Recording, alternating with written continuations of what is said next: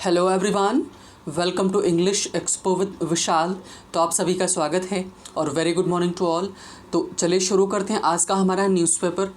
तो उसके पहले थोड़ी सी जानकारी हमारे आज के एडिटोरियल के बारे में जो आज हम डिस्कस करने वाले हैं वो है अफ़गानिस्तान में क्या चल रहा है, वहाँ की सिचुएशन कैसी है, तालिबान और अफ़गान सरकार, और साथ ही में जो बाकी रीजनल पावर्स हैं उनका क्या होना है और वहाँ पर क्या कर रहे हैं, वहाँ की स्टेबिलिटी को लेकर क्या है, सेटलमेंट उसका क्या है, इन सब चीज़ों को लेके हम डिटेल में चर्चा करने वाले हैं। क्योंकि अफ़गानिस्तान आने वाले समय में एक बहुत बड़ा रोल प्ले करेगा। मीन्स वहाँ जो तालिबान अपनी हाथ जमा रहा है, हालांकि पहले से ही वहाँ पर है, तो उसका रोल कितना इम्पोर्टेंट रहेगा वो हम डिस्कस करेंगे। चलिए पहले हम देख लेते हैं न्यूज़ आज की। तो आज की जो सबसे बड़ी न्यूज़ है, हालांकि भी 2-3 दिन तक चलने वाली है, वो ये है कि हमने कल चर्चा भी की थी स्टार्टिंग में कि बज़ चल रहा है कि मतलब चीज़ें भनभनाहट में है, मतलब कि क्या लोगों के दिमाग में लोग आपस में मीन्स क्या विस्पर कर रहे हैं, घुसुर पुसुर कर रहे हैं, लेकिन सामने नहीं आती, तो उसी को बज़ बोला जाता है। तो कल हमने डिस्कस किया था कि कैबिनेट के रीसफल को लेकर के चल रही थी बातें, है ना। तो कल हो ही गया। अब हुआ क्या है कि इस वाले जो रीशफल हुआ है, मीन्स रीशफल हुआ है, देखो यहाँ पर लिखा है कि रेजिग है ना, लिखा हुआ है। तो रेजिग का मतलब रीऑर्गेनाइज होता है। क्या होता है? रीऑर्गेनाइज, मतलब कि फिर से उसको अरेंज करना।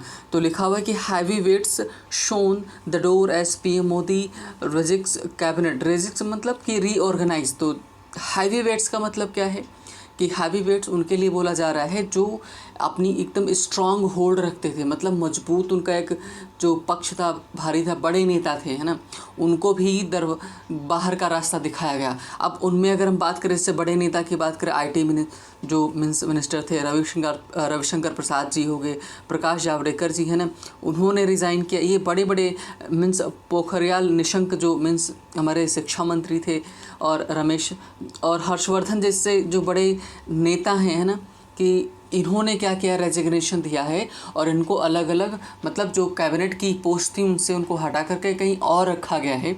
तो ये मोदी कैबिनेट में किया गया है, कल हुआ है। और इसी की अगर पूरी हम डिटेल में बात करें, टोटल मिनिस्टर्स कितने गए हैं और कितने आए हैं, तो इसमें अच्छा अभी तक ज्योतिरादित्य सिंधिया के पास कोई डिपार्टमेंट नहीं था, लेकिन मीन्स कोई पोर्टफोलियो उनके पास नहीं था, लेकिन अब कौन सा आया है, एविएशन वाला उनको मिला है। तो जैसे यहाँ पर दिख रहा है कि मीन्स 12 एससी मिनिस्टर्स को रखा गया है ना, कि मतलब शेड्यूल कास्ट के हैं। 8 एसटी मिनिस्टर मतलब शेड्यूल ट्राइब्स के रखे गए। 27 ओबीसी मिनिस्टर्स रखे गए हैं। 11 मिनिस्टर्स मीन्स कौन, वुमेन रखी गई हैं। एक बहुत बड़ी है ना बात है कि इनको रखा यहाँ पर लाया गया है। और 4 फॉर्मर सीएम्स को लाया गया, मतलब 4 सीएम्स भूतपूर्व जो मुख्यमंत्री हैं उनको कैबिनेट में रखा गया है। और ministry from means 25 states union territory से इन सब से बोला गया। अगर आप टोटल देखें तो 43 मिनिस्टर्स ने स्वॉर्न इन किया है, मतलब कि शपथ ली है, और उसमें से 36 ऐसे हैं जो नए चेहरे हैं। तो ये आने वाले इलेक्शन को देखा गया। और सबसे बड़ा जो चेंजेस किया गया है वेस्ट बंगाल को लेकर के किया गया कि वहाँ पर जो मिनिस्टर्स का सबसे ज़्यादा मीन्स पलड़ा भारी है, उनको सबसे ज़्यादा जगह मिली है ना। तो जैसा यहाँ पे लिखा भी हुआ है कि West Bengal gets highest share ever, मतलब वेस्ट बंगाल ने अब तक का सबसे ज़्यादा शेयर उसको मिला है कि कैबिनेट में, है ना। तो ये क्यों ऐसा हो रहा है कि मीन्स रिप्रेजेंटेशन उनको इतना ज़्यादा क्यों मिल रहा है, तो आगे आने वाली पॉलिटिक्स है उसको ध्यान में रख के किया गया। आने वाले जो इलेक्शंस हैं उनको ध्यान में रख के सारी चीज़ें की गई हैं। नए नए चेहरे, है ना, जैसे कि अगर सर्बानंद सोनोवाल की बात करें, है ना, तो मिनिस्टर ऑफ पोर्ट्स बनाया गया, शिपिंग एंड वाटरवेज, है ना, आयुष का भी इनको बनाया गया है। तो ये नए नए मिनिस्टर्स आए हैं। और जैसे मैंने बताया ज्योतिरादित्य सिंधिया, है ना, मिनिस्टर्स ऑफ सिविल एविएशन, इनको इनका हेड बनाया गया। तो कहने का मतलब है कि बहुत बड़े चेंजेस हुए हैं। और एक हैती के प्रेसिडेंट हैं, है ना, उनका क्या हुआ, असैसिनेशन हुआ है। क्या, एक वर्ड फिर से मैं रिपीट कर दूं, असैसिनेशन मीन्स यहाँ पर देखो आप लिखा हुआ है ये, हाँ, हैती प्रेसिडेंट, है ना, Jovenel Moise assassinated, first lady injured. First lady मतलब उनकी जो वाइफ हैं, जो मीन्स प्रेसिडेंट की जो वाइफ होती है उनको फर्स्ट लेडी बोला जाता है, वो इंजर्ड हुई हैं। इनका असैसिनेशन का मतलब क्या होता है कि एक नॉर्मल पर्सन की जब हत्या होती है तो उसको मर्डर बोला जाता है, बोला जाता है। लेकिन जब उसकी कोई ग्रेट पर्सनालिटी हो, कोई बड़ा लीडर हो, उसकी जब मर्डर होता है उसका, तो असैसिनेशन का मीन्स असैसिनेशन वर्ड का इस्तेमाल किया जाता है। तो अगर हम बात करें इस वर्ड को तो ये है वर्ब, अगर इसका नाउन बनाए हम तो बनेगा मीन्स असैसिनेशन, और ये है असैसिनेट यानी कि वर्ब बनेगा, है ना। तो अब प्रॉब्लम ये है कि इस वर्ड को हम याद कैसे रहे, क्योंकि ये एसएससी में आपके सीएचएसएल में कई बार पूछा गया है किसको लेकर के कि मिसस्पेल्ट में करते हैं, आपको सही वाला बताना रहता है कि इसको आप, है ना, कि कौन सा सही है। तो आप इस वर्ड को क्या करो, ब्रेक कर लो। कैसे ब्रेक कर लो, देखो ASS अलग कर लो, फिर ASS अलग कर लो, है ना, फिर आप आई को अलग कर लो और फिर इसको नेशन को अलग कर लो। तो देखो इसमें कितने सारे बनेंगे, है ना, कि ASS आप सभी को पता है कि एस का मतलब क्या होता है, गधा होता है ना। तो ASS पहला गधा हो जाएगा, फिर ASS दूसरा गधा हो जाएगा, आई का मतलब मैं हो जाएगा, है ना, और नेशन का मतलब क्या हो जाएगा, राष्ट्र हो जाएगा। अब इसको आप ऐसे याद रख सकते हो, पहला गधा यानी ASS, दूसरा गधा ASS, मैं मतलब आई, मीन्स राष्ट्र मतलब नेशन NATION। आप इसकी स्पेलिंग नहीं भूलने वाले हो, ऑर्डर में कर सकते हो। तो मैं बोलूँ कैसे याद रखोगे, तो आप बोलोगे ASS मतलब पहला गधा, दूसरा गधा ASS, है ना, मैं आई, राष्ट्र NATION, है ना। तो आप इसको ऐसे याद रख सकते हो, मतलब राजनीतिक हत्या इसका अर्थ होता है। तो ये हो गया मीन्स आज के। अगर देखें कुछ और देख लेते हैं न्यूज़, है ना। अच्छा एक और न्यूज़, मतलब अब क्या बोले, मज़ेदार है। मज़ेदार ये है कि मतलब क्या हुआ है कि जज रेस्क्यूज़ from hearing Mamata's election petition.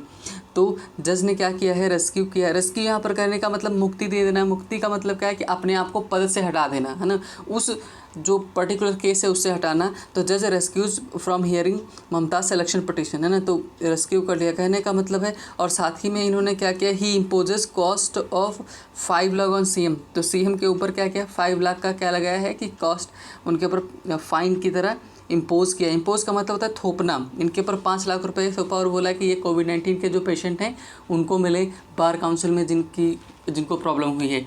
क्यों, क्योंकि ममता जी ने बोला था कि ये बीजेपी के कोई संबंध है, इनका लिंक जुड़ा है, इस वजह से इनको इस केस से हटा दिया जाए, अपने आप को फ्री कर लें। और दिल्ली में बात करें तो पेट्रोल प्राइसेस क्रॉस 100 पर लीटर मार्क इन दिल्ली, है ना, कि 100 रुपये से ज़्यादा भी पेट्रोल यहाँ पर हो गया है ना। और सबसे बड़ी जो दुखद न्यूज़ हमारे पास है, जो लेजेंडरी थे हमारे, है ना, कौन, thespian leader thespian Dilip Kumar dice, है ना, द लेजेंड लिव्स ऑन। तो thespian किसके लिए, एक्टर के लिए इस्तेमाल होता है। जब कोई मीन्स बड़ा एक्टर हो तो ना उसके लिए हम इस्तेमाल कर सकते हैं क्या, अभिनेता, thespian, है ना। तो दिलीप कुमार की कल डेथ हो गई, है ना। तो ये आज की बेसिक हमारी न्यूज़ थी। अब चलते हैं हम अपने एडिटोरियल की तरफ जो हम रोज़ करते हैं ना। तो डिस्कस करेंगे किसके बारे में, तालिबान, अफ़गानिस्तान, है ना, ये मेजर रोल प्ले करने वाले हैं आगे की आने वाली पॉलिटिक्स अगर हम बात करें इस क्षेत्र में, है ना। क्यों, क्योंकि उसी से पाकिस्तान जुड़ा हुआ है, अफ़गानिस्तान है, चाइना अपने इंटरेस्ट अलग से देख रहा है वहाँ पर, है ना, अपने हितों को ध्यान में रख रहा है। इंडिया के लिए बहुत बड़ा रोल हो सकता है, क्योंकि एक रिपोर्ट आई थी, मैंने आपको बताया था कि मीन्स अमेरिका रिपोर्ट एक लॉन्च मीन्स जारी करता है। उस रिपोर्ट में बोला गया था कि आने वाले 4 साल में इंडिया और पाकिस्तान का क्या एक युद्ध होगा, और बड़ा युद्ध होगा, है ना। हालांकि न्यूक्लियर वॉर नहीं होगा, लेकिन बड़ा युद्ध होने वाला है। और उसमें सबसे बड़ा जो कारण दिया गया था वो क्या, तालिबान का सत्ता में फिर से आना, कहाँ पर, मीन्स ये अफ़गानिस्तान में, है ना। तो सबसे बड़ा कारण यही दिया गया था। तो ये बहुत बड़ा रोल प्ले करने वाला जो शांति माहौल है इंडिया में, उसको देखें अगर तो, है ना। क्योंकि अगर तालिबान एक्टिव होता है तो पाकिस्तान के संबंध बड़े अच्छे होंगे, और पाकिस्तान के संबंध अच्छे होंगे तो लश्कर तैयबा भी एक्टिव हो जाएगा, और बड़े बड़े अगर ग्रुप्स की बात करें वो भी एक्टिव हो जाएंगे। तो इंडिया के लिए खतरे की घंटी हो सकती है। तो चलिए शुरू करते हैं। जो इस टाइटल रखा गया है इस आज के हमारे डिस्कशन का, वो क्या है, सर्ज। ये वर्ड आई थिंक आप अब तक आप समझ चुके होंगे। सर्ज है ना, नाउन की तरह इस्तेमाल किया गया। और देखो लिखा है द सर्ज। तो सर्ज का मतलब क्या होता है, बढ़ोतरी। और जब यूँ कुछ हों, चीज़ें बढ़ें तेज़ी से, जब बहुत मीन्स स्लाइटली बढ़ती हैं चीज़ें, रैपिडली बढ़ती हैं, तो सर्ज का इस्तेमाल किया जाता है। मतलब कि सर्ज क्या, सर्ज जब आगे बढ़ेंगे, है ना। तो मतलब क्या, तालिबान अपने कैप्चरिंग जो है, अपनी जो प्रभुत्व अपना है बढ़ा रहा है बहुत तेज़ी से। तो चलिए देखते हैं सब हेडलाइन। लिखा है the Taliban should not be allowed to take control of Afghanistan through bloodshed, है ना। करें द तालिबान है ना। तालिबान बेसिकली है क्या, तो एक ये बोल सकते हैं, एक ग्रुप है एक, है ना। और ये क्या है कि अफ़गान सरकार के साथ ही में, है ना, पैरेलल में एक सरकार चलाता है ना।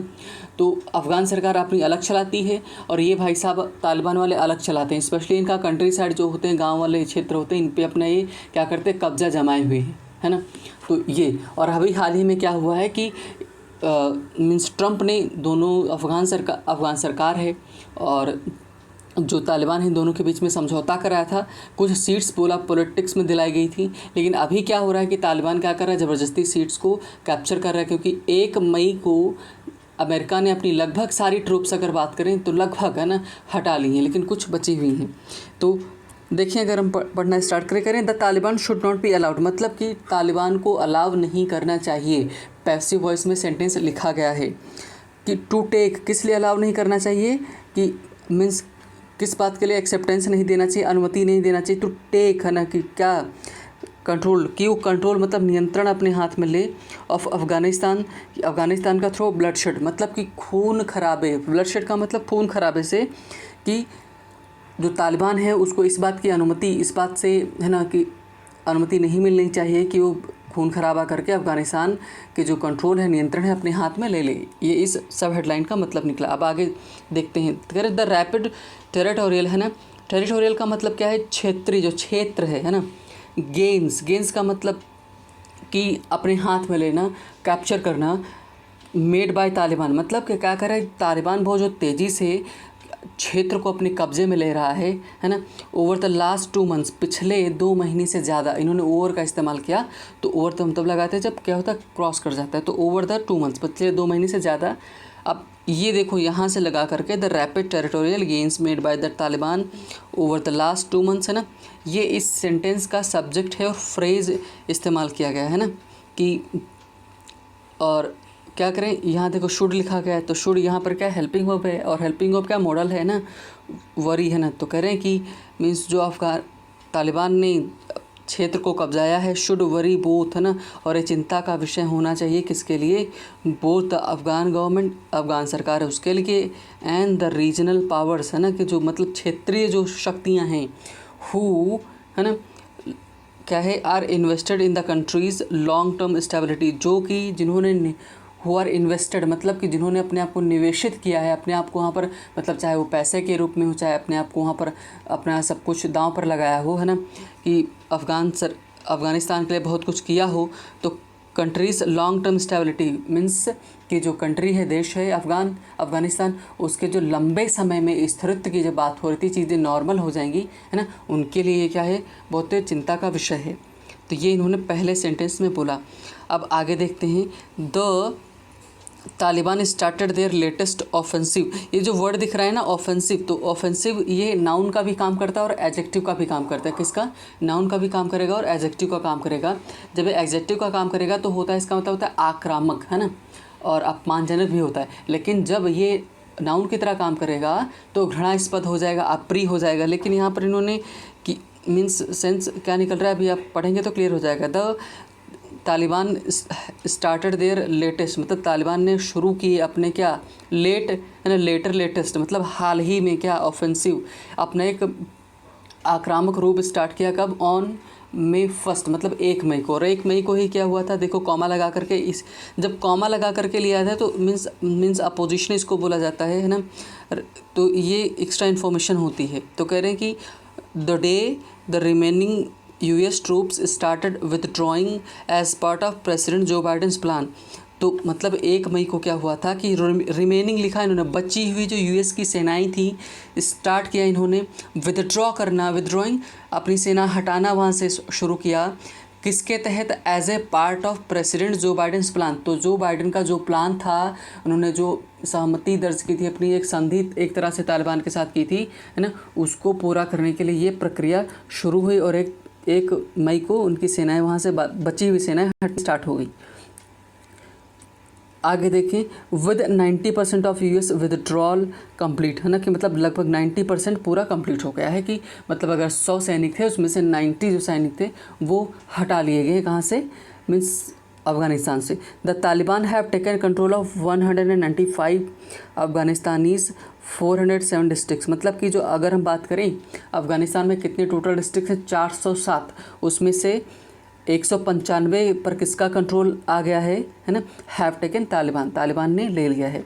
एंड आर कंटेस्टिंग 129 अदर्स, मतलब कि वैसे तो नॉर्मली तो कंटेस्ट का मतलब क्या होता है कि चुनाव वगैरह लड़ना, लेकिन अभी किसके ऊपर दांव लगाए हुए हैं ये लोग, है ना, कि जो बाकी 129 बचे हैं उनके ऊपर।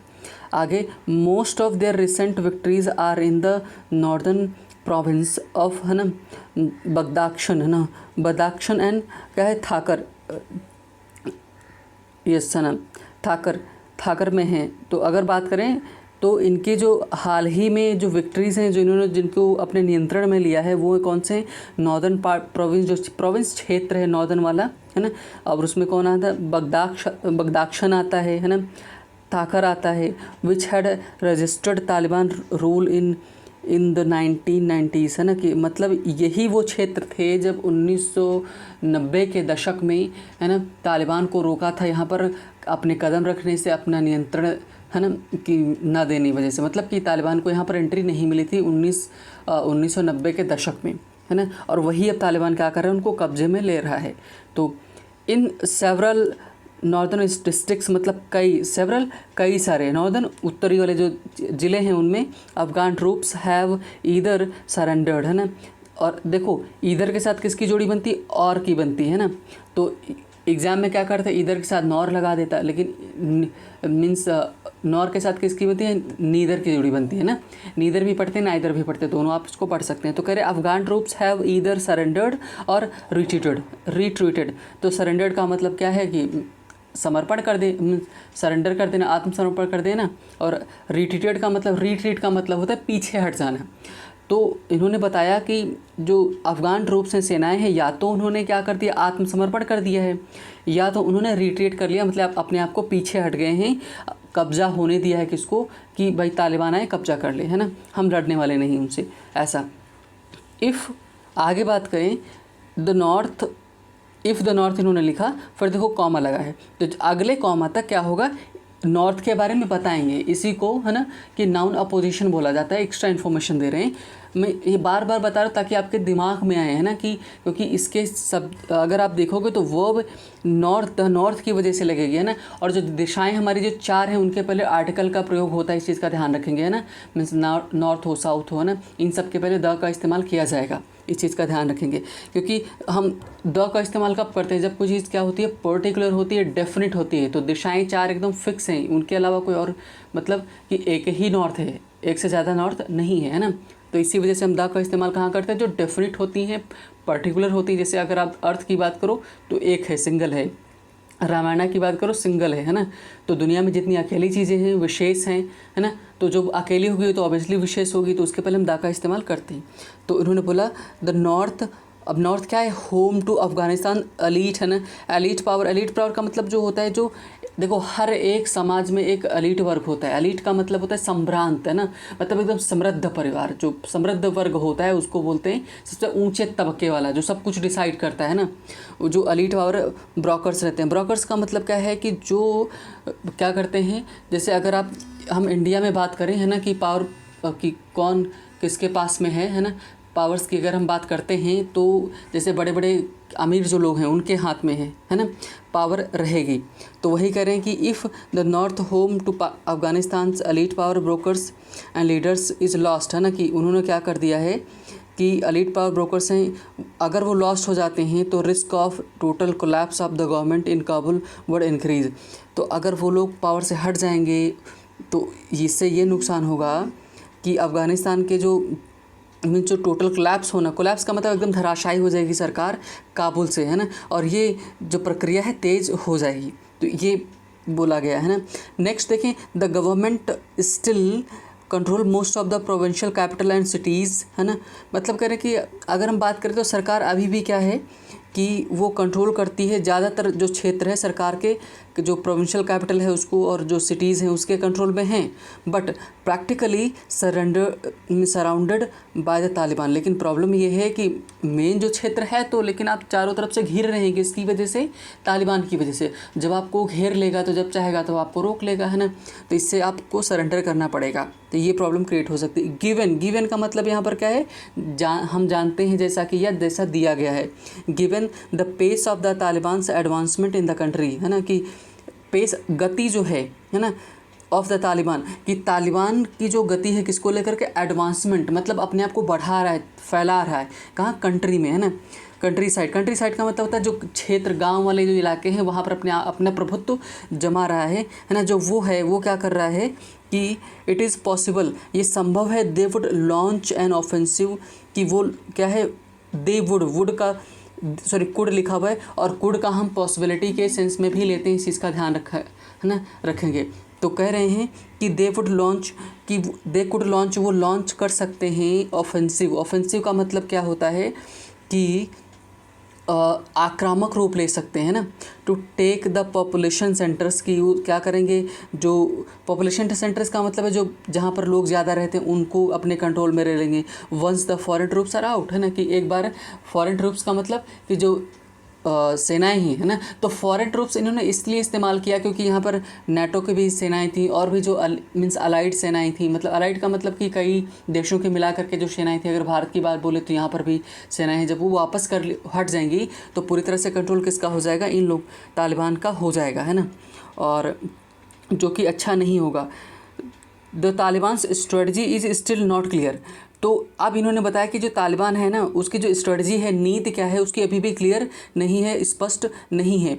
There political means office in Doha, मतलब इनका जो पॉलिटिकल ऑफिस है, राजनीतिक ऑफिस है जो दोहा में है, which started peace talks with Afghan government, है ना, रिप्रेजेंटेटिव्स इन सितंबर 2020। मतलब कि कह रहे हैं कि जो इनका ऑफिस है, पॉलिटिकल ऑफिस तालिबान का दोहा में है, उसने शुरू किया पीस टॉक्स, मतलब शांति वार्ता स्टार्ट की, किसके साथ, अफगान सरकार के साथ, है ना। जो रिप्रेजेंटेटिव थे उनके साथ, मतलब जो प्रतिनिधित्व करता थे, है ना, जो प्रतिनिधि थे उनके साथ बातचीत कब स्टार्ट हुई, शांति को लेकर के 2020 में, है ना। और करें कंटिन्यू, और साथ ही में क्या है, continue to say they are committed to dialogue, है ना। और वो लगातार कह क्या रहे हैं कि मतलब इनकी जो पॉलिटिकल नेता हैं, जो रिप्रेजेंटेटिव हैं, वो यही कह रहे हैं लगातार कि हम शांति में बिलीव करते हैं, मतलब हम डायलॉग देखो ये क्या है, रूट वर्ड है। डाया का डाया का मतलब होता है दो, लॉग का मतलब होता है बातचीत। जब दो तरफ से बातचीत होती है तो उसको वार्तालाप बोलते हैं, डायलॉग बोलते हैं। इसी से बना है मोनोलॉग, जब अकेले खुद से बात की जाती है तो मोनोलॉग होता है ना। तो जो तालिबानी रिप्रेजेंटेटिव हैं पॉलिटिक्स में, वो कह रहे हैं कि हम शांति वार्ता लेकर बातचीत कर रहे हैं, उसको अपने आप को कमिट किए हुए हैं। But on the battle field, है ना, इन अफगानिस्तान में जो बैटल फील्ड है, जहाँ पर मेन मुद्दा है, जो क्षेत्र है लड़ाई वाला, है ना, कि वहाँ पर क्या हो रहा है, दे आर कॉन्टिन्यू, मतलब कि वो कॉन्टिन्यू है, लगातार जारी है। क्या, रिलेंटलेस, बड़ा अच्छा वर्ड है। रिलेंटलेस का मतलब क्या होता है, देखो कई, जब अनवरत का मतलब लगातार, है ना, और रिलेंटलेस का मतलब निर्दयी भी होता है, जो टस से मस ना हो उसको रिलेंटलेस बोलते हैं।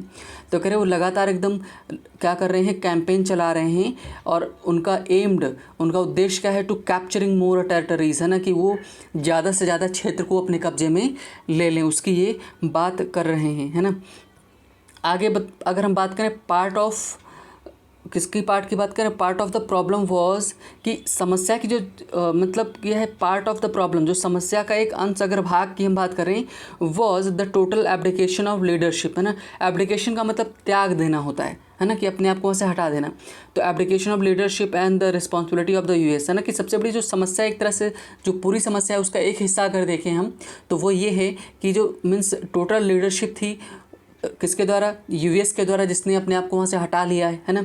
विच इन्वाइडेड अफगानिस्तान 20 ईयर्स अगो, जिसने क्या किया, इन्वाइड किया, है ना, लड़ाई शुरू की, आक्रमण किया अफगानिस्तान के ऊपर 20 साल पहले।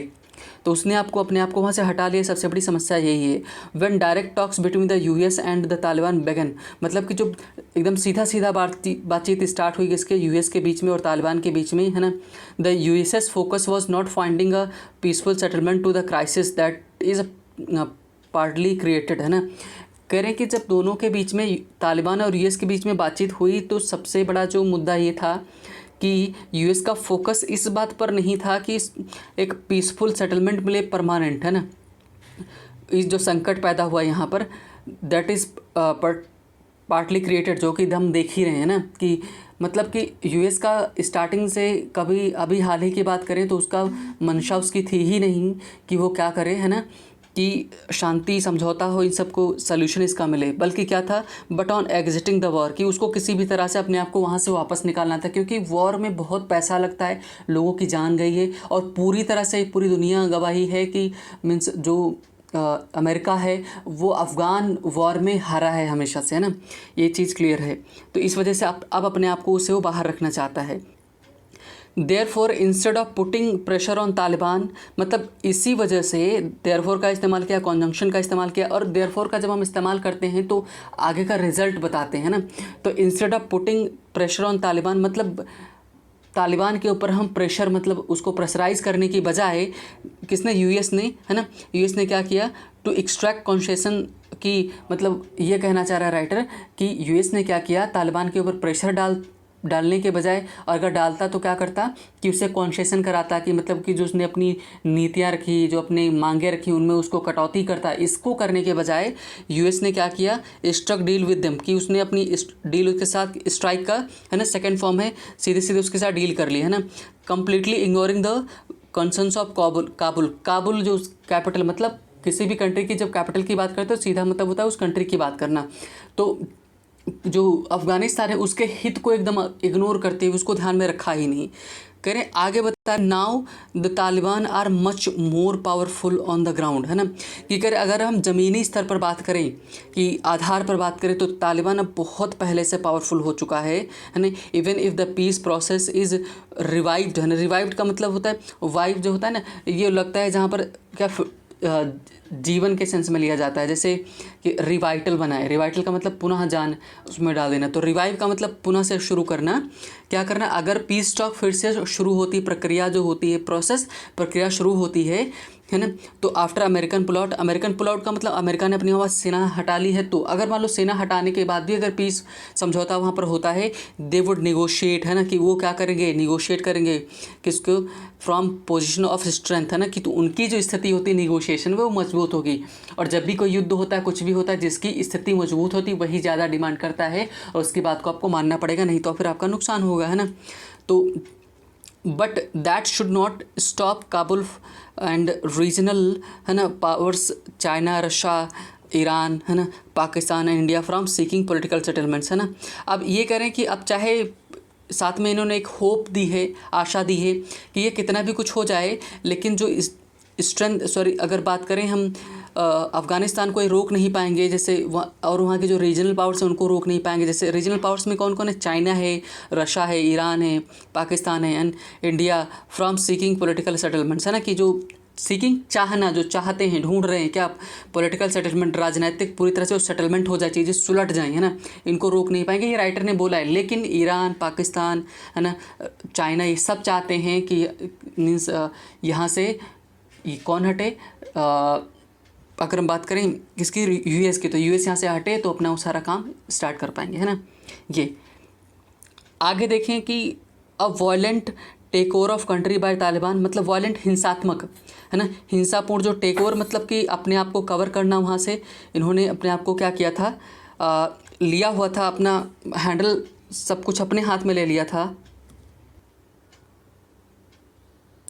और जो कि 1996 में हुआ था, है ना, कि और कह रहे जो 1996 में हुआ वो किसी के हित में नहीं था, also not would not serve anybody's interest, मतलब किसी के हित को वो नहीं दिखाएगा, एनीबडीज इंटरेस्ट, इंटरेस्ट का मतलब है रुचि नहीं, हित है ना, हित मतलब वो किसी के हित में नहीं था जो 1996 में हुआ था।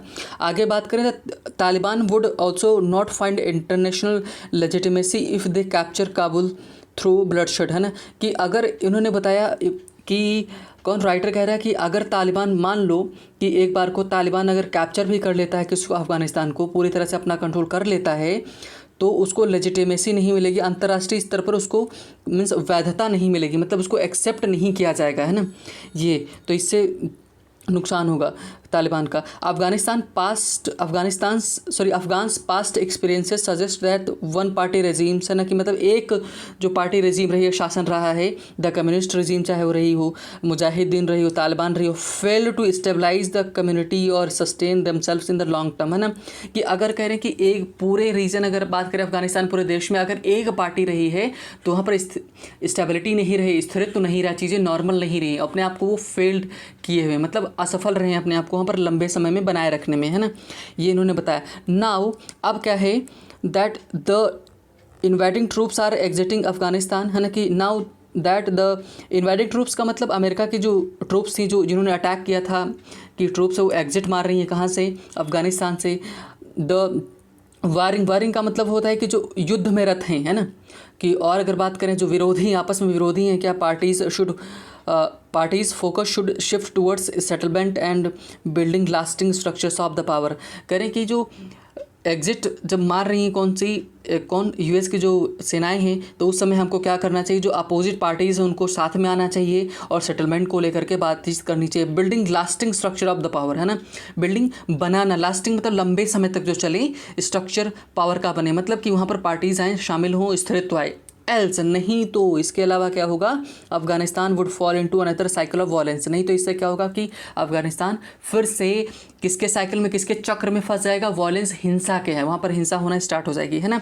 तो आपने इस पूरे आर्टिकल में क्या देखा कि मीन्स धीरे धीरे तालिबान क्या कर रहा है, पूरा कैप्चर कर ले रहा है कि 195 को तो डिस्ट्रिक्ट्स को कवर ही कर चुका है, 129 बचे उनको भी कवर कर लेगा, लेकिन है ना कि ना तो तालिबान हार मानेगा, ना तो अफगान सरकार हार मानेगी, ना तो इंटरनेशनल रूप में उसको मान्यता मिलेगी, तो वहाँ पर कॉन्फ्लिक्ट बना रहेगा। नुकसान इसमें किसका होगा, अफगानिस्तान की जो जनता है उसको फिर से सफ़र करना पड़ेगा, फिर से प्रॉब्लम्स झेलनी पड़ेगी, है ना। तो ये था आज का हमारा आर्टिकल जो हमने डिस्कस किया। तो आई होप आपको पसंद आया होगा एंड मीन्स अगर आप पसंद आया तो आप लाइक कर सकते हैं, जुड़े रहने के लिए सब्सक्राइब कर सकते हैं। तो thank you for watching the video and listening to me.